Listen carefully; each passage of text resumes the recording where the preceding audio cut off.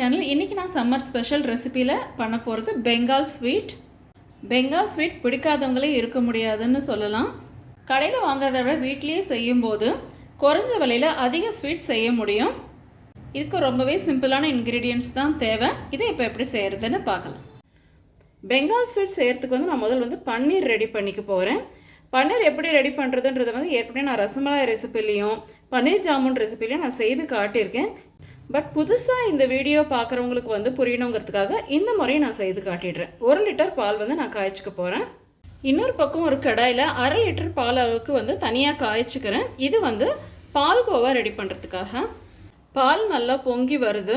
இந்த டைமில் அடுப்பை சிம்மில் வச்சுட்டு பாலை லேசாக கலரி விட்டுட்டே இருக்கணும். ஒரு 2 நிமிஷம் வரைக்கும் இப்படியே கலரி விடலாம். பால் சிம்மிலேயே கொதிச்சிட்ருக்கட்டும். கிளறல அப்படின்னா பால் பொங்கிடும். அதனால தான் கிளறி விட்டுட்டே இருக்கணும். இப்போ ஸ்டவ்வை ஆஃப் பண்ணிடலாம். இது ஒரு 5 மினிட்ஸ் அப்படியே இருக்கட்டும். கடாயில் உள்ள பாலுமே நல்லா பொங்கி வருது. அடுப்பை சிம்மில் வச்சுக்கலாம். இது அப்படியே சிறு தீயில கொதிக்கட்டும். மேலே விழுகக்கூடிய ஆடைகளை இப்படியே ஒதுக்கி விட்டுட்டே இருக்கலாம். இந்த பாலோட நான் கொஞ்சமாக குங்குமப்பூ சேர்த்துக்கிறேன்.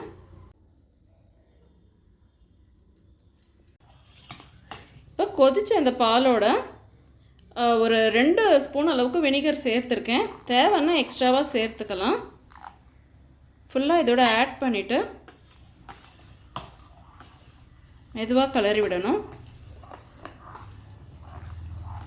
பால் கொஞ்சம் கொஞ்சமாக திரிஞ்சு வரும். பால் நல்லா திரிஞ்சிடுச்சு பாருங்கள். பன்னீர் தனியாக தண்ணி தனியாக பிரிஞ்சு வந்திருக்கு. சுத்தமான ஒயிட் கலர் காட்டன் கிளாத் எடுத்திருக்கேன். இதில் நான் வடிகட்டிக்கிறேன். துணி அப்படியே வச்சு நம்ம ஊற்றினோம்னா துணி அப்படியே வழுக்கி உள்ளே இறங்கிடும். ஸோ அந்த மாதிரி ஜல்லி வச்சு அதுக்கு மேலே துணி வச்சு நம்ம வடிகட்டினோம்னா வழுக்காமல் நிற்கும். இதுக்கு மேலே நார்மலான வாட்டர் ஊற்றி விடணும். ஐஸ் வாட்டர் வேணால், நார்மல் வாட்டரே போதும். இப்போ இந்த துணியை ஒரு மூட்டை மாதிரி கட்டி நல்லா டைட்டாக பிழிஞ்சு விடணும். ஸோ இந்த தண்ணியை ஃபஸ்ட்டு எடுத்துடணும். இப்போ இந்த தண்ணியை எடுத்தாச்சு. நல்லா சூடாக இருக்குது. பிழிஞ்சிக்கலாம். நல்லா பிழிஞ்சிக்கணும். கொஞ்சம் கூட தண்ணியே இருக்கக்கூடாது. அழுத்தி பிழிஞ்சிக்கலாம். இப்போது மூட்டையை ஓரமாக தொங்க விட்டு கீழே விழாமல் இருக்கிறதுக்கு அந்த ஜெல்லியை கூட வச்சுருக்கேன். இது இப்படியே ஒரு 5 நிமிஷம் இருக்கட்டும். பக்கம் பால் சிறு தீயில வச்சுருந்தேன். குங்குமப்பூ வாசனை சூப்பராக வருது. கொஞ்சம் மீடியம் ஃப்ளேமில் வச்சுருக்கேன். அப்போ தான் பால் சீக்கிரம் சுண்டோன்றதுக்காக. ஸோ இப்போ பன்னீர் ரெடி ஆகிடுச்சு. இதை ஒரு பெரிய சைஸ் பிளேட்டில் எடுத்துக்கலாம். இந்த பன்னீரை நல்லா அழுத்தி தேய்ச்சி பிசைஞ்சு விட்டுக்கலாம். ஸோ இப்போ இது நல்லா பிசைஞ்சாச்சு. கொஞ்சம் கூட கட்டி இருக்கக்கூடாது. பாருங்கள், இந்த மாதிரி இருக்கணும்.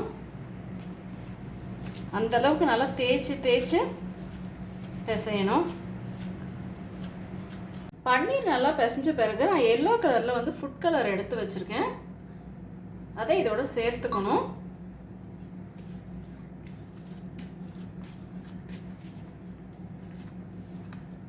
கலர் எல்லாத்துலேயும் படுற அளவுக்கு மறுபடியும் இன்னொரு தடவை பிசைஞ்சு விட்டுறணும். இப்போ கலர் நல்லா ஃபுல்லாக கலக்கிற அளவுக்கு பிசைஞ்சாச்சு. பாருங்கள், ஈவனாக இருக்குது. இப்போ இதை சின்ன சின்னதாக உருட்டிக்கலாம்.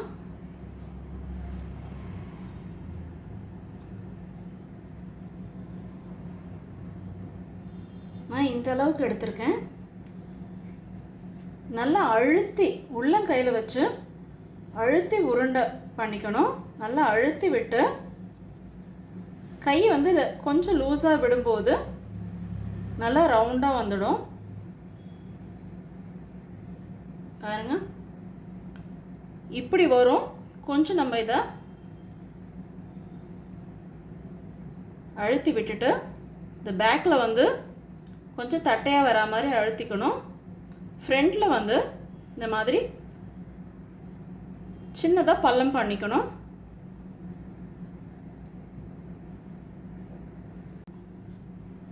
ஸோ ஸோ இப்போது அதே அளவுக்கு பன்னீர் எடுத்து நல்லா உள்ளங்கையில் வச்சு அழுத்தி விடணும்.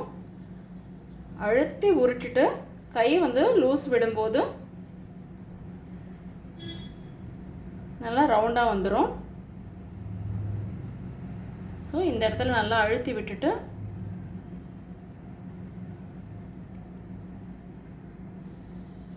மேல் பக்கம் வந்து லைட்டாக பள்ளம் பண்ணிக்கணும்.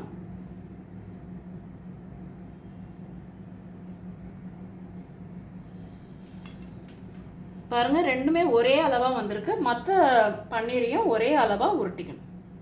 இப்போ பாருங்கள், பன்னீர் பால்ஸ் எல்லாம் ஒரே மாதிரி ரெடி ஆகிடுச்சு. இப்போ இது வந்து நல்லா சுண்டிடுச்சு.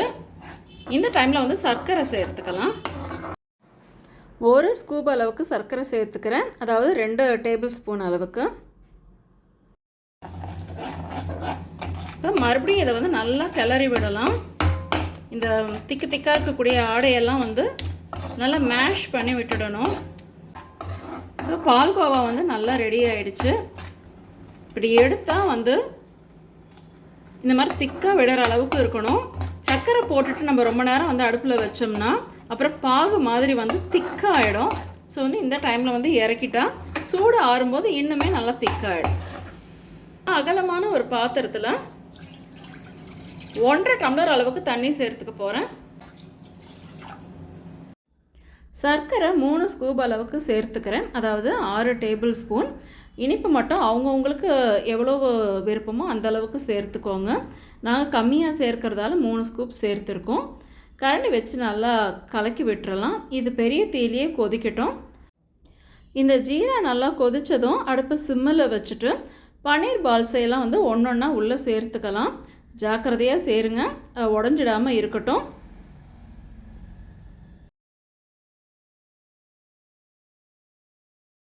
இப்போ வந்து என் பேரில் வந்து ஒரு பெரிய குற்றச்சாட்டு வந்துடுச்சு. இதுலேயே எல்லோ கலரை ஆட் பண்ணிட்டேனா, இந்த இதில் கேசர் அதாவது குங்குமப்பூ சேர்த்து பார்த்திங்களா எவ்வளோ திக்காகிடுச்சு, இதையும் வந்து எல்லோ கலர்னால் மாற்றிட்டேனா.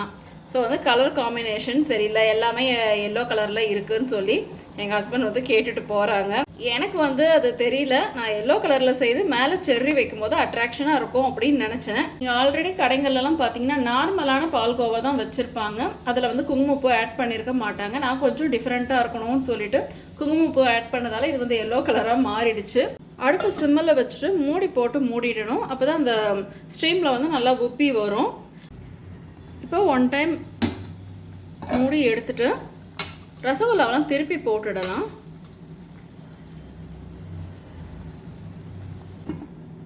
இன்னும் ஒரு 10 மினிட்ஸ் இப்படியே இருக்கட்டும். ஸோ ரசகுல்லாஸ் ரெடி ஆகிடுச்சு. ஸ்டவ் ஆஃப் பண்ணிக்கலாம். ரசகுல்லாலாம் வந்து ஜீராலேருந்து எடுத்து தனியாக தட்டில் வச்சு இந்த தண்ணியை வடிச்சிடுவோம், ஆற விட்டுறலாம். இப்போ இந்த ரசகுல்லாவெல்லாம் வந்து 2ஆக கட் பண்ணிக்கணும். ரொம்ப ஜாக்கிரதையாக கட் பண்ணணும், உடஞ்சிடாத பண்ணணும். நல்லா ஷார்ப்பான நைஃப் இருந்ததுன்னா ஈஸியாக கட் பண்ண வரும்.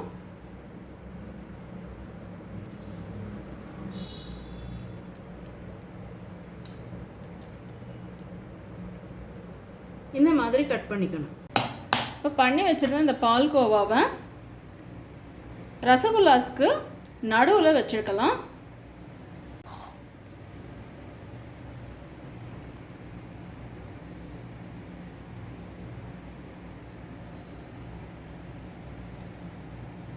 இதுக்கு எந்த அளவுக்கு தேவைப்படுமோ அந்த அளவுக்கு வைக்கலாம்.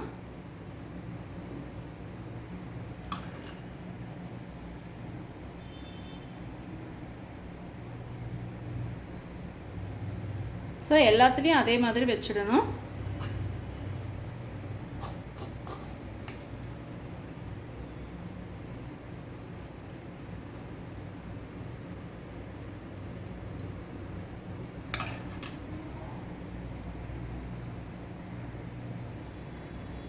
அடுத்தது நான் வந்து செர்ரி வந்து எடுத்துக்கிறேன். செர்ரி வந்து ஹாஃபாக கட் பண்ணிக்க போகிறேன். சூப்பராக பெங்கால் ஸ்வீட் ரெடி ஆகிடுச்சு. இதுக்கு மேலே வந்து நான் செர்ரி வச்சு டெக்கரேட் பண்ணிக்கிறேன்.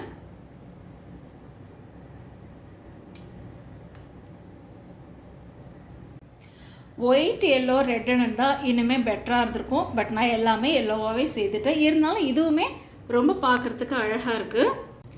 பன்னீர் வந்து ஜீராவில் போட்டு கொதிக்க வச்ச உடனே வந்து இந்த எல்லோ கலர் வந்து மாறி கொஞ்சம் லைட் எல்லோவாக ஆகிடுச்சு.